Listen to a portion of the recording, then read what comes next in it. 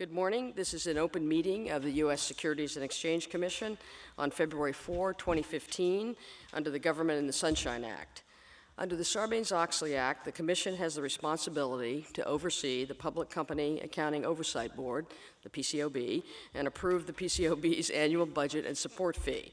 And today the Commission will consider the proposed 2015 budget and accounting support fee for the PCAOB. The PCAOB is empowered with the authority to oversee the audits and auditors of the financial statements of U.S. public companies, as well as those of the financial reports of SEC-registered broker-dealers, which was added to their mandate by the Dodd-Frank Act and SEC rules.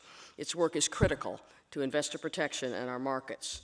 In exercising our oversight responsibility, the Commission must make sure that the PCAOB has the funds it needs to fulfill its mission and that it responsibly and optimally uses those funds.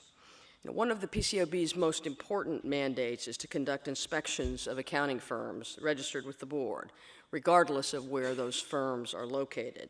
Approximately 2,300 accounting firms are registered with the PCAOB, and about 900 of those are located in over 80 non-U.S. jurisdictions. It is essential that the PCAOB continue its focus on the inspection of firms both in the United States and abroad to help ensure that investors are receiving informative, accurate, and independent audit reports. I'll be especially interested to hear from Chairman Doty today on his assessment of the progress the PCAOB has made with respect to its ability to inspect foreign firms, including in China.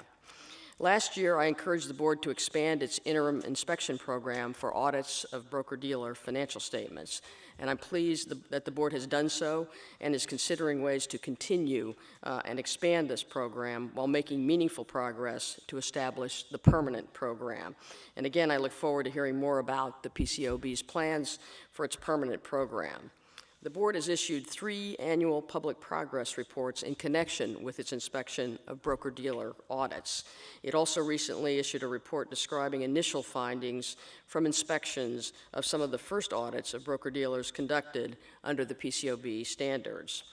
The findings of the reports issued to date generally indicate the need for auditors to make substantial improvements in the quality of broker-dealer audits they perform. I expect the PCAOB to continue to apply its full complement of standard setting, inspection, enforcement, outreach, and other resources to this issue. In addition to its focus on inspections, I again strongly encourage the board to enhance the urgency and prioritization of standard setting. These are important undertakings.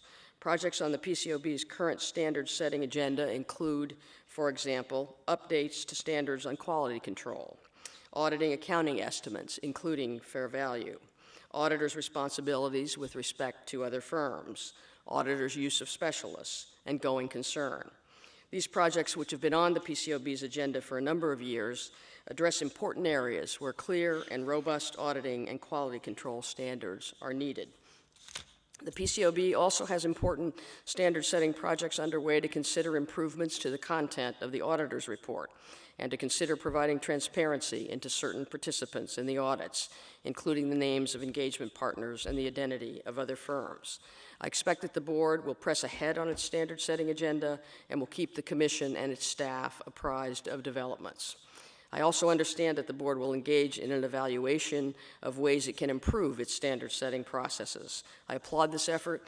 It is a very important undertaking, and I look forward to seeing the results.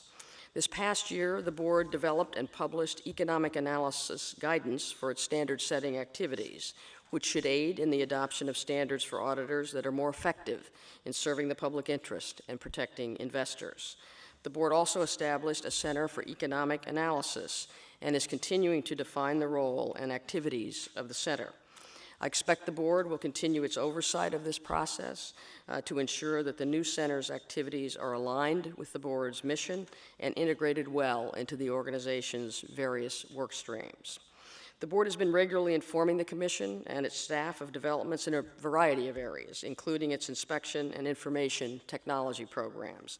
I know that the board and its staff will continue to keep us informed of developments in these programs and will continue to work closely and productively with the SEC staff. So let me stop there, but I first want to thank Jim Doty, the chairman of the PCAOB, obviously for being here today, but also importantly for his leadership of the board and his tireless efforts to improve audit quality for the benefit of investors and our markets.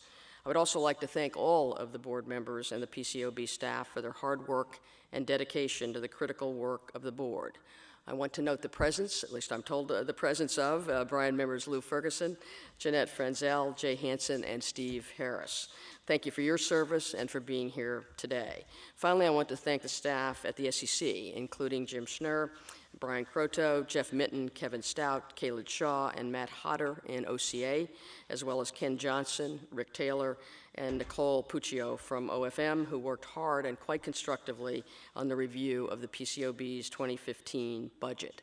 So now let me turn the meeting over to Jim Schnurr, the Chief Accountant of the SEC, to be followed by remarks from Ken Johnson, the Director of the SEC's Office of Financial Management, and then we will hear from Chairman Doty and then open it up to our further comments and questions by the commissioners.